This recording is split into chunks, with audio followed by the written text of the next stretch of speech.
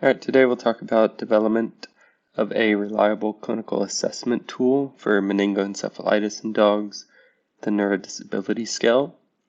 This is out of the UK, and this comes to us from 2022 from the Journal of Veterinary Internal Medicine. So let's get started. Development of a reliable clinical assessment tool for meningoencephalitis in dogs, the neurodisability scale. Abstract. Background: meningoencephalitis of unknown origin comprises a group of debilitating inflammatory diseases affecting the central nervous system of dogs. Currently, no validated clinical scale is available for the objective assessment of MUO severity. Objectives: design a neurodisability scale to grade clinical severity and determine its reliability and whether or not the score of presentation correlates with outcome. Animals: 100 dogs with MUO were included for retrospective review and 31 dogs were subsequently enrolled for prospective evaluation. Methods: medical records were retrospectively reviewed for 100 dogs diagnosed with MUO to identify the most frequent neurological examination findings. The NDS was designed based on these results and evaluated for prospective and retrospective use in a new population of MUO patients by different groups of independent, blinded assessors, including calculation of inter-observer agreement and association with outcome. Results: the most common clinical signs in MUO patients were used to inform categories for scoring in the NDS: seizure activity, ambulatory status, posture and cerebral, cerebellar, brainstem, and visual functions. The intraclass correlation coefficient for prospective use of the NDS was 0.83, indicating good agreement, and moderate agreement was found between prospective and retrospective assessors. No association was found between NDS score and long-term outcome. Conclusions and clinical importance. The NDS is a novel clinical measure for objective assessment of neurological dysfunction and showed good reliability when used prospectively in MUO patients, but, in this small population, no association with outcome could be identified. 1. Introduction. Meningoencephalitis of unknown origin in dogs comprises a diverse group of idiopathic inflammatory diseases that can only be differentiated and confirmed on histopathology. This term includes the subtypes granulomatous meningoencephalomyelitis, necrotizing meningoencephalomyelitis, and necrotizing leukoencephalitis. The etiology of MUO is unknown, but it is considered most likely a group of immune-mediated diseases considering their generally positive response to immunosuppressive treatment. The incidence of MUO in the canine population is unknown, but it has been reported as the most common inflammatory disease affecting the central nervous system (TEM) in dogs in a referral hospital population. Meningoencephalitis of unknown origin in dogs is a debilitating disease and, despite appropriate treatment, 25% to 33% of dogs die. Within a week of diagnosis, several studies have evaluated short and long-term outcome in dogs with MUO, but all have focused on survival at different time points. The use of survival as an outcome measure for MUO patients is flawed because affected dogs often are euthanized, and owners may elect for euthanasia at differ and time points based on a variety of complex underlying factors, including financial constraints, difficulties managing chronic disease, and views on what constitutes acceptable quality of life. We are, therefore, in need of an objective scoring tool specific for MUO that describes the general status of each patient, is easy to use, and is repeatable. Such an instrument could improve our ability to monitor this condition, especially when studying the effects of different treatment protocols, and may assist in early prognostication. 1. Previous study attempted to create an outcome score based on neurological deficits, but it was generated retrospectively and no attempts were made to validate or assess reliability of this score. The importance of developing objective scales that can guide science daily practice as well as facilitate development of newer therapeutic options has been recognized in human patients who with inflammatory diseases affecting the CNS. Diseases such as multiple sclerosis and autoimmune encephalitis share some similarities with MUO. In recent decades, several outcome measures have been developed that describe the clinical severity and functional deficits in patients with MS and AE. The most widely used measure is the Expanded Disability Status Scale for MS and the Clinical Assessment Scale in Autoimmune Encephalitis for AE. Our aims were to design a disability scale that could be used to describe disease status, evaluate the inter-observer agreement of the NDS in dogs diagnosed with MUO prospectively and retrospectively, and determine if the NDS score at initial presentation was associated with clinical outcome. 2. 2.1. Period. Materials and methods. Neurodisability scale design. To aid in the design of the disability scale, the medical records of 100 dogs consecutively diagnosed with MUO at the Small Animal Teaching Hospital of the University of Liverpool were retrospectively reviewed. Ethical approval for use of data was granted by the Ethics Committee of the University of Liverpool. Dogs included in the study met the following criteria: 6 months of age, multiple, single, or diffuse intraaxial hyperintensities on T2-weighted magnetic resonance images, mononuclear pleocytosis on cerebrospinal fluid analysis, and negative serology for Toxoplasma gondii and Neospora caninum. Dogs were excluded if no pleocytosis was found on CSF analysis, except for dogs with signs of increased intracranial pressure on imaging studies because CSF was not collected in these cases. The findings of the neurological examination performed on initial presentation were retrieved from the medical records, and spectrum and frequencies of the different clinical signs in patients with MUO were determined. The NDS was designed by a veterinary neurology diplomate and included only signs of neurological dysfunction that had been identified in the initial cohort of MUO patients. The EDSS and case scales used in humans were consulted because they are widely used instruments to assess disease progression in MS and AE and have been validated as useful primary outcome indicators in clinical trials. All members of the neurology team then were consulted, and minor changes made after review and recommendations. The NDS was designed by attributing a numerical rating of dysfunction for the following categories: seizures, ambulatory status, cerebral functions, cerebellar functions, brainstem functions, visual functions, and postural abnormalities. We assign specific clinical signs identified most commonly in the initial population to the different degrees of dysfunction in each category so as to minimize subjectivity in the grading. The degree of disability and perceived effect on quality of life were taken into account when deciding on the degree of dysfunction to attribute to each deficit, similar to the use of the human scales, which usually describe whether or not a deficit affects ability to perform daily activities. 2 binary categories. Also were added to include abnormalities identified in the initial cohort, presence or absence of hyperesthesia and presence or absence of proprioceptive deficits. The NDS score was calculated as the sum of the individual scores for each category. 2.2. Reliability of the NDS. A second population of dogs was prospectively enrolled and consisted of dogs presented to the SOD after development of the NDS and diagnosed with MUO following the same inclusion criteria. Each dog was examined on initial presentation by 2 independent blinded observers, which included board-certified veterinary neurologists, veterinary neurology residents, or rotating interns. Each dog underwent a complete neurological examination including subjective gait analysis, postural reaction testing, cranial nerve examination, spinal reflex assessment, and paraspinal palpation. Each observer then independently completed the NDS standard sheet explaining the scale and assigned a total overall score. Access to clinical history,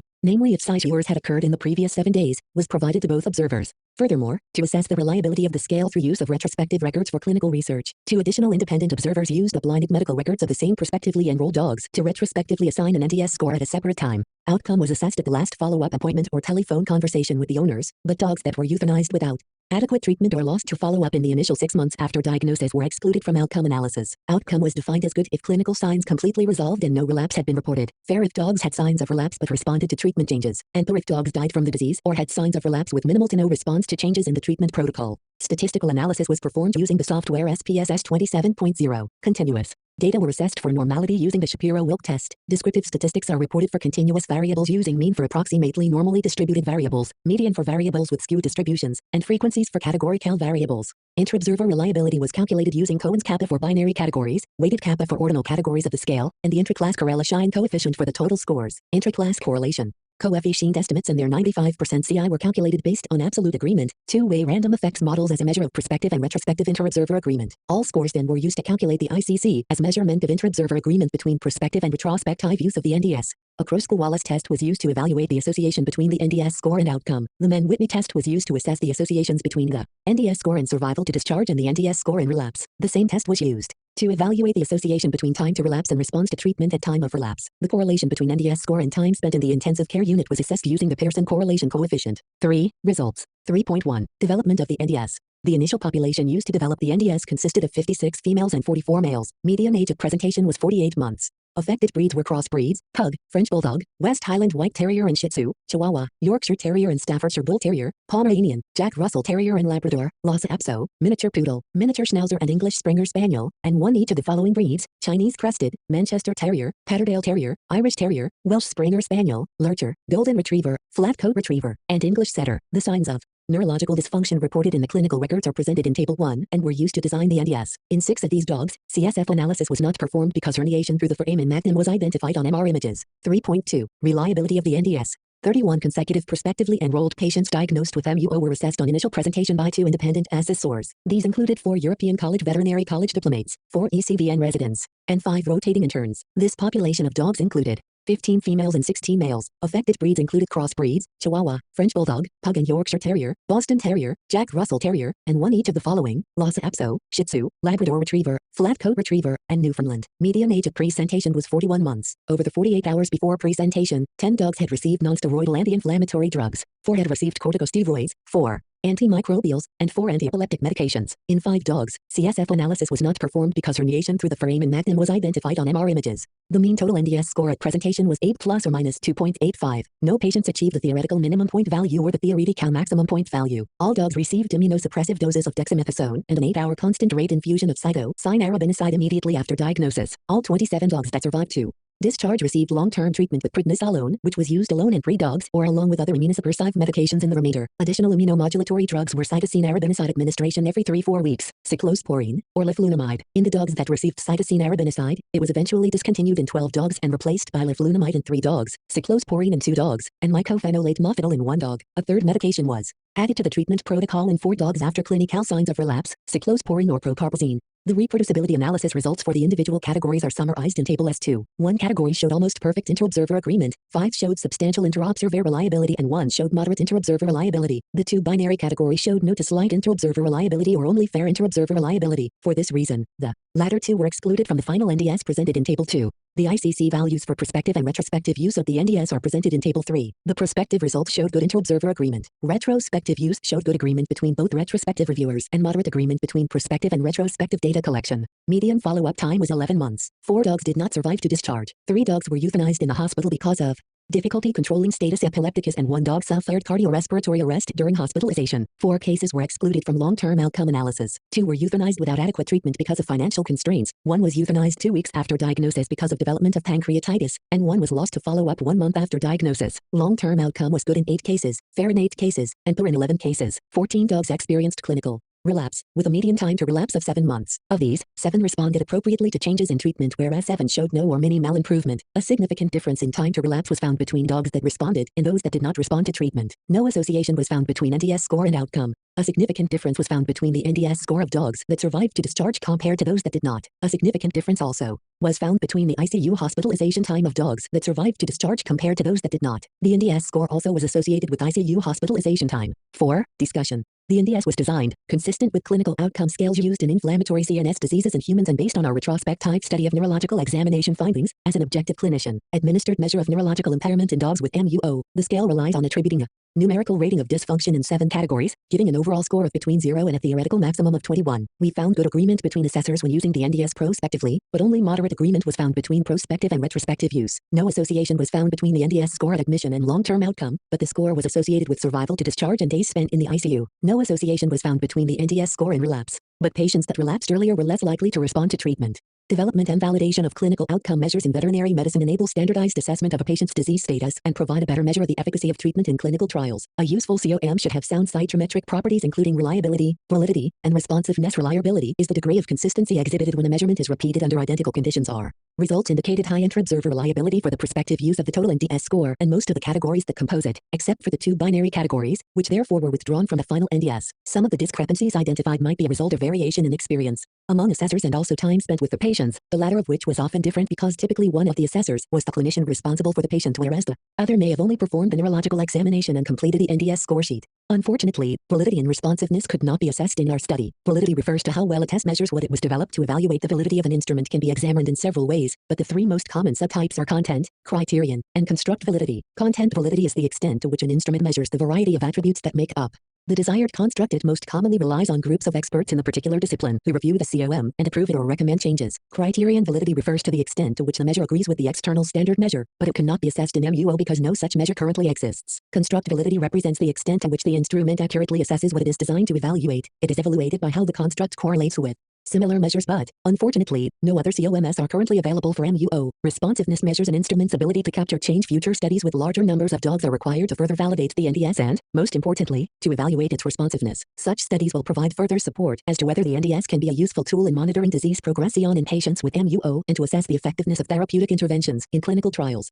When using clinical assessment scales, methods should be used to increase reliability, including training of investigators, assessment by the same rater during the study, standardized protocols for neurological examination, and precise definitions of all requirements. Most raters in our study used the scale on several occasions, but some were less experienced in performing the neurological examinations and only used the NDS on a single occasion. Nonetheless, inter-rater reliability was high, suggesting that the NDS is a robust COM. Increasing reliability further by using the same assessor throughout a trial should be considered in future studies. Using the same COM in different studies of MUO may overcome the limitations of survival as an outcome measure and could allow for easier comparison of results. In our initial study, outcome was not associated with NDS score. The NDS may not discriminate sufficiently among different severities of clinical signs, but it possibly also is affected by the different pathologies included within a clinical diagnosis of MUO and the absence of a standardized treatment protocol. It is also likely that it could be related to small sample size. Post-hoc power analysis based on the effect size identified by our study using 3 outcome groups identified statistic count power of 0.18. Previous studies have identified that younger age of diagnosis and early diagnosis were associated with longer survival times, whereas seizures or altered mentation were associated with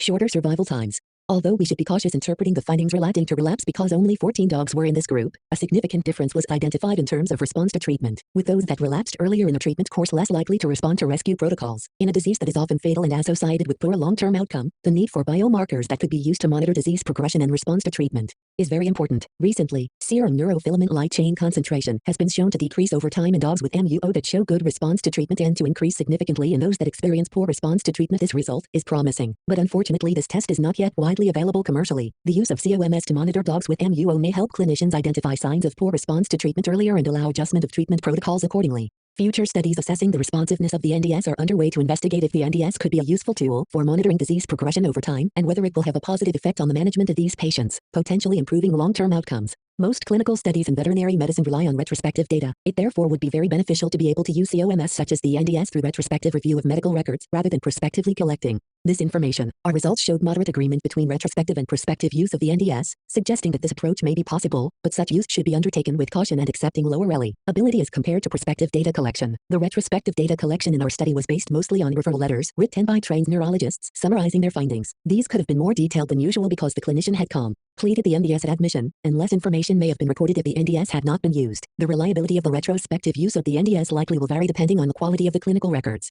Obtaining the NDS score in patients in SE is understandably challenging because, in most cases, these dogs are unconscious, recumbent, and receiving multiple sedative medications. In such cases, a maximum score of 3 was assigned in the ambulatory, cerebral, vision, and seizure categories and 0 in all other categories by all assessors independently. Deficits in other categories might have been present in those patients because MUO commonly causes multifocal disease, and it is likely that animals would not have hit a maximum severity for some of those categories where they were attributed. Nonetheless, seizures were present in 33% of the initial population, and these patients often presented with cluster seizures or SE, and thus we felt it was important to include them in the study. The presence of seizures as part of the clinical presentation has been suggested to be associated with worse outcome in previous studies. It was therefore considered valuable to include a seizure category, not only as it may affect outcome, but also because epilepsy can be debilitating and substantially affect the quality of life of both the dog and its owner. Our study had some limitations. Most importantly, we could not assess the validity or responsiveness of the NDS. No other COMS related to MUO are available, and thus assessing validity is difficult, but consulting a wider group of experienced veterinary neurologists during scale design could have been useful. We also could not evaluate intra-observer reliability because immediately after initial assessment, patients underwent general anesthesia for diagnostic procedures and shortly after received immunosuppressive treatment. Consequently, different time points could not be reliably used. The treatment protocol varied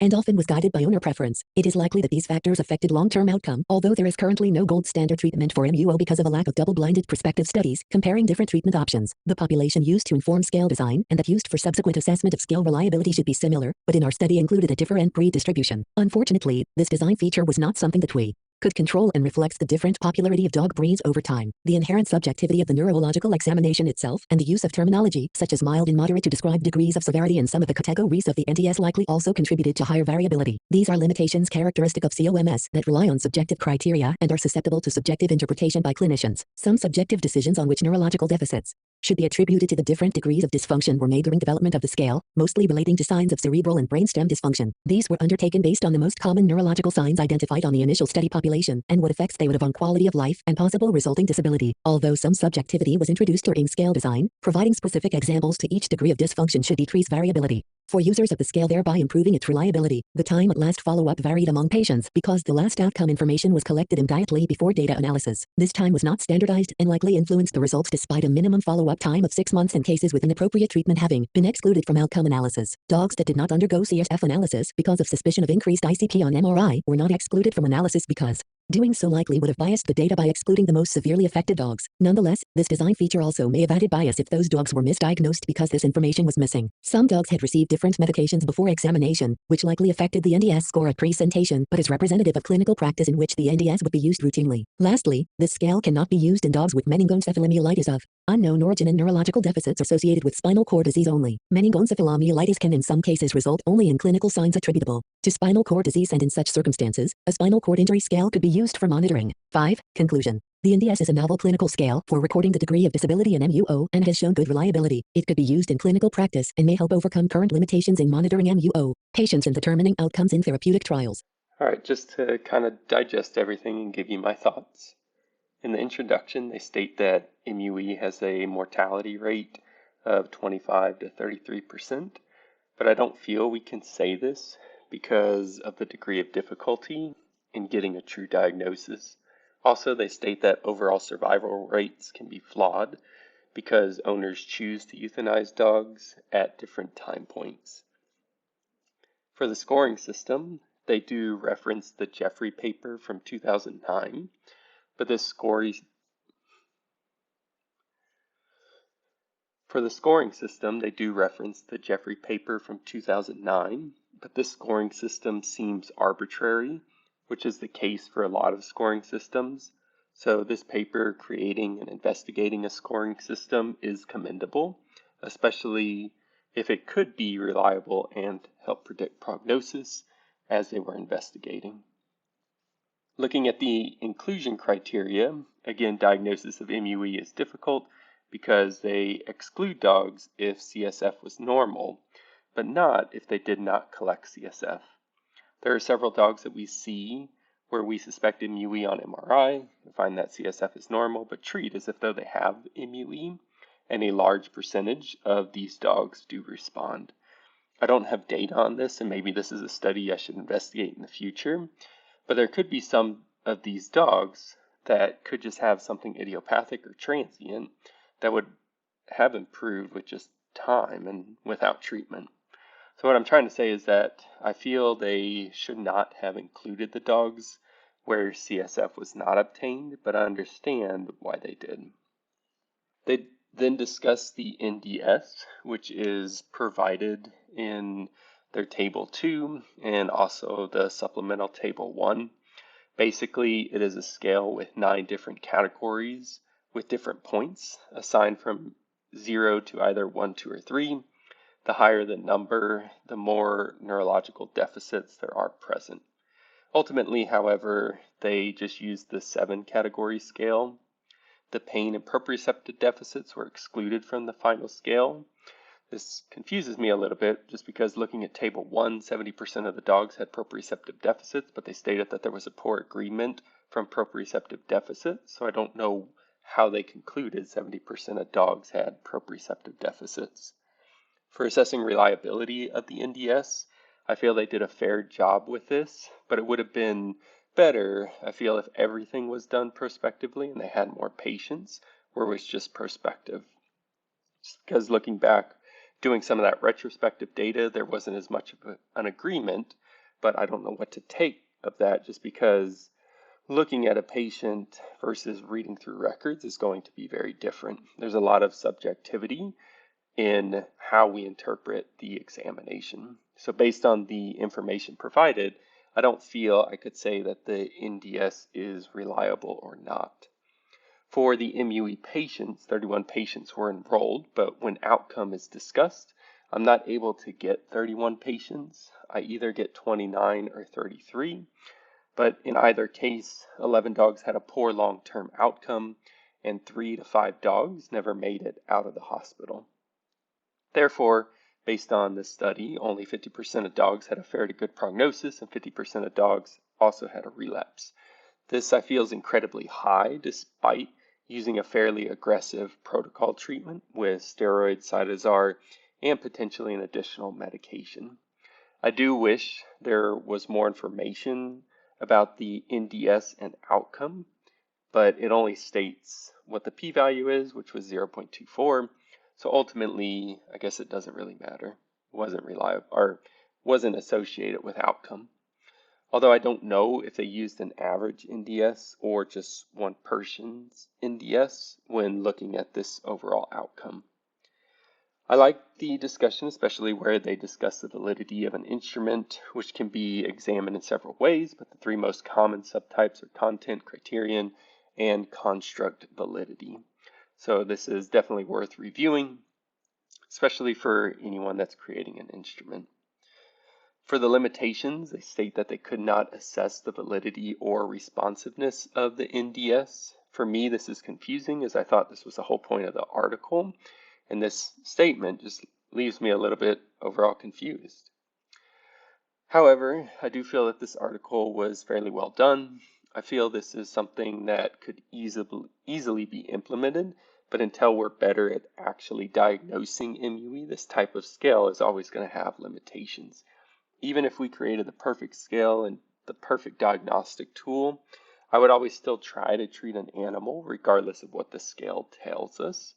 Where something like this helps with is putting experienced clinician intuition into a measurable source. So when we communicate prognosis with owner, it sets up their expectations better. That's what I have. Those are my thoughts, and thank you for listening.